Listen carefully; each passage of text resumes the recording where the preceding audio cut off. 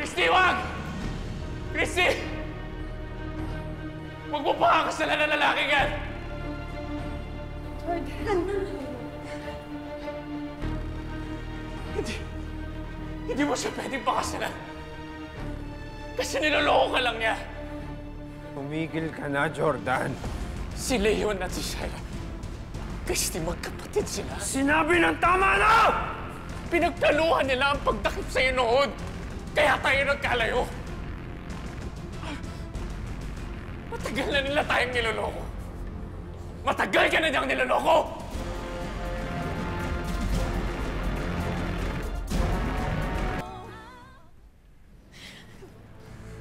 Totoo ba yun, Leon? Totoo ba yung mga sinasabi ni Jordan? Ha? Magkapatid ba kayo ni Shaira? Magkasabot ba kayo sa pagdukot sa akin? Pinlano niyo lahat?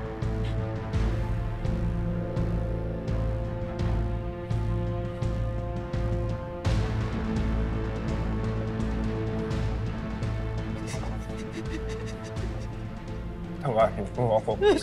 Leon! Patawarin mo ako.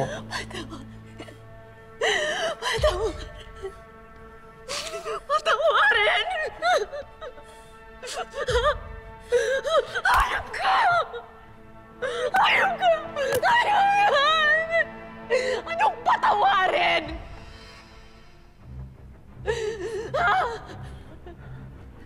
Wala na yun. Alam mo na. Bakit hindi mo sa akin sinabi? Nung una pa lang, bakit hindi? Bakit ngayon lang? Bakit?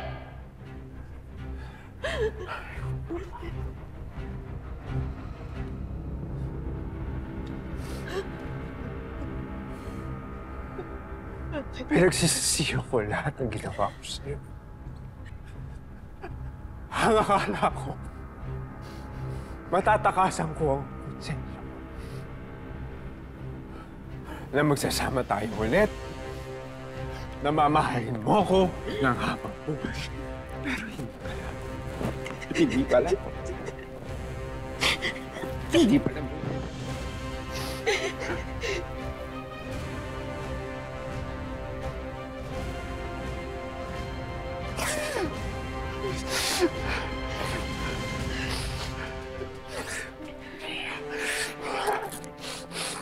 Paano? Paano niyo pinlano ni Shaira ang lahat?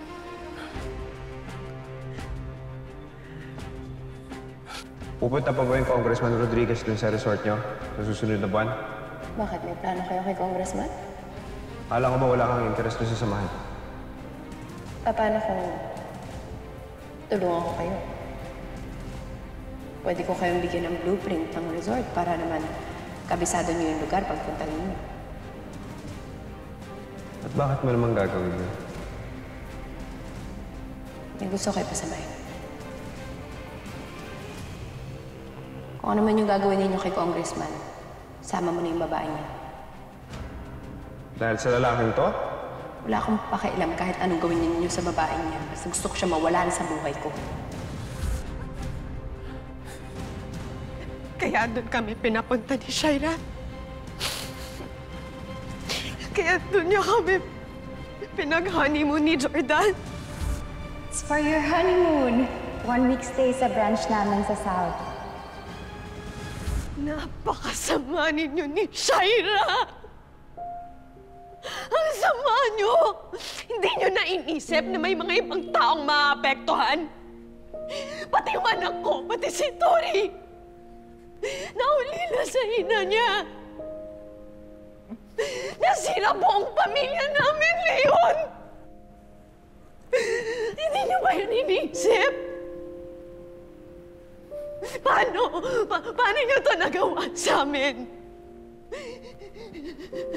Wala naman akong kinilalang tama, Christy. At wala akong pakialam kung may masaktan sa mga hayop na yan, basta makuha ko lang yung gusto ko. Dahil sa'yo, natuto ako magmahal. Nang dahil sa'yo, nagkaroon ng saysay ang buhay ko.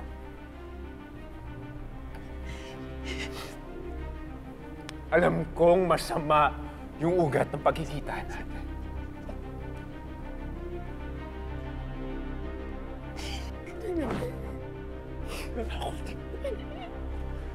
Ako, tingnan mo dahil totoo nararamdaman ko para sa'yo.